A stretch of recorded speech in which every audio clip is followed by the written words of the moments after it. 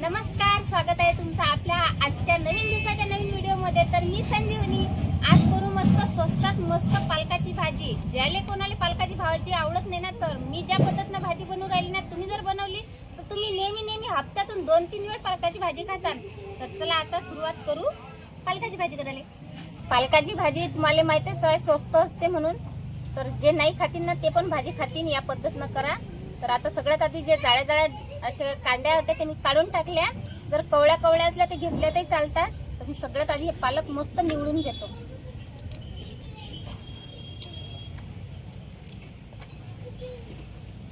तर आता मी पालकाची भाजी मस्त सर्व निवडून घेतली, मस्त हिरवीगार आहे, ताजी आहे मस्त पालकाची भाजी। तर सगळ्यात आधी काय करायचं, पालकाची भाजी धुवून घ्यायची। पालकाची भाजी कधी पण कापल्याच्या नंतर नाही धुवायची, कापायच्या अगोदरच धुवून घ्यायची पाण्याने चकचक, कारण की त्याला माती लागलेली असते।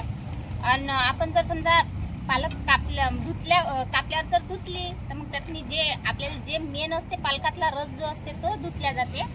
म्हणून आता मी कापायच्या अगोदरच धुवून घेतो।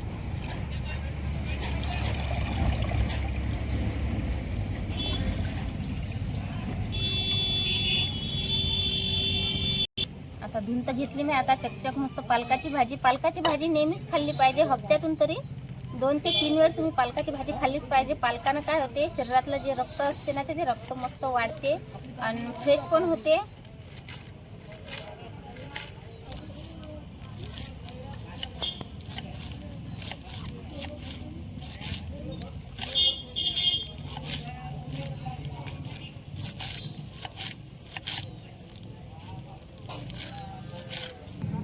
आमच्या गावात एक शांताजी आहे, ती शांताजी प्रत्येक भाजीतनी पालकाची भाजी खाते। त्या आजीले दवाखाना म्हणून समजतच नाही, कारण की त्या आजी दवाखाना करतच नाही। पालकाची भाजी खाऊन रक्त एवढं शुद्ध झालं त्या आजीच्या अंगातलं की दवाखाना करतच नाही, ती बिमारीच होत नाही। तर तुम्हाला माहिती असेल, जुन्या काळातील लोकांनी दवाखाने कधीच केले नाहीत। तर ते दवाखाना न करण्याचं कारण हेच आहे की ते नेहमी हिरव्या पालेभाज्या खात होते। आपणही खाल्ल्याच पाहिजे। मोठा कांदा घेतला, कांदा कापून घ्यायचा। आणि पालक म्हटलं, तुम्हाला जर शिल्लक भाजी लागली ना तर पालक शिल्लक वापरा, कारण की पालक लय मोठी दिसते आणि आपण भाजी केली की ते चिमटे भाजी उलचिकच होते। कापून घ्यायचा, जास्त जाडसर नाही ठेवायचा।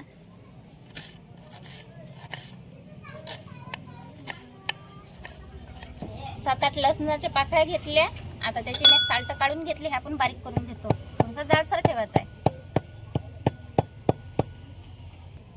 एक टमाटा घेतलं, टमाटा पण कापून घेऊ। तुम्हाला जर आंबट लागत असेल चांगली भाजी पालकातनी तर तुम्ही टमाटा वाढवू पण शकता। तर आता हे टमाटा मस्त हिरवं आहे, थोडंसं मस्त लागते भाजीतनी। चूल पेटून घेऊ आता। तर आता ठेवू आपण चुलीवर कढईतनी आपल्याला टाकायचे शेंगदाणे कधी पण पालकातनी जर तुम्ही वापरले ना शेंगदाणे तर भाजी एकदम चवदार बनते। तर शेंगदाणे मी भाजून घेतो।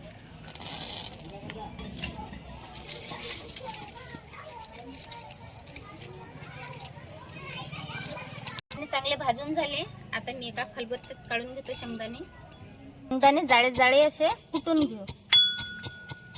सगळ्यात अगोदर मी याचे फोत्र काढून घेतो। हे पा जरासं कुठलं अदरत आणि सर्व त्याचे फोत्र एकदम असे वेगळे झाले। अजून मी कुठलं नाही, अल्लादी फक्त त्याला असे दणके दिले। आता मी काय करतो, याचे फोत्र काढून घेतो।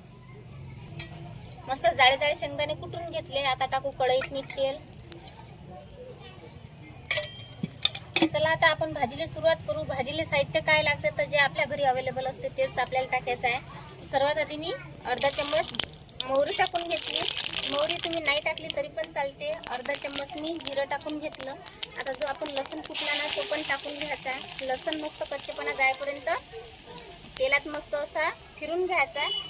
आता काय करायचं, आपल्याला कांदा टाकून घ्यायचा आहे लसूण टाकल्याच्या नंतर। आता घेऊ परतून, लसूण मस्त असा घमघम वाशी झाला, लाल सरक झाला मस्त लसूण। आता कांदा पण मस्त असा पिवळा होईपर्यंत, लाल होईपर्यंत परतून घेतलेला।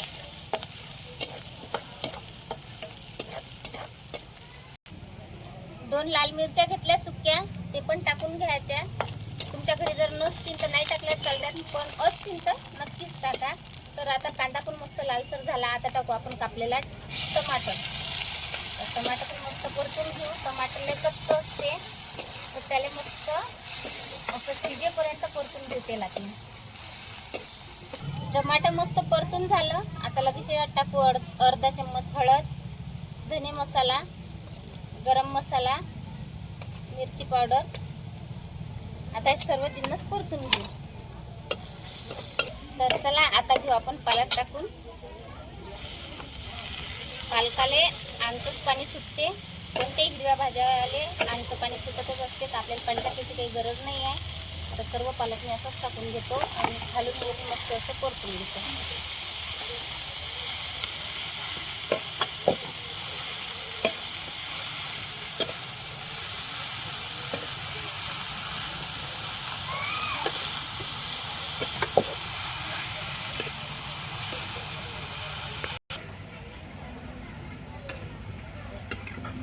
आता टाकू आपण याच्यात मीठ.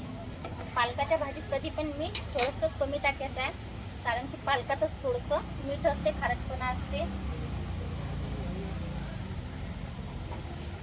बघू शकता तुम्ही पालकाची भाजी मगा किती मोठी दिसत आहे, आता कमी झाली. आता टाकू आपण याच्यात मी फुटलेले शेंगदाणे. आता मस्त परतून घेऊ एक वेळ.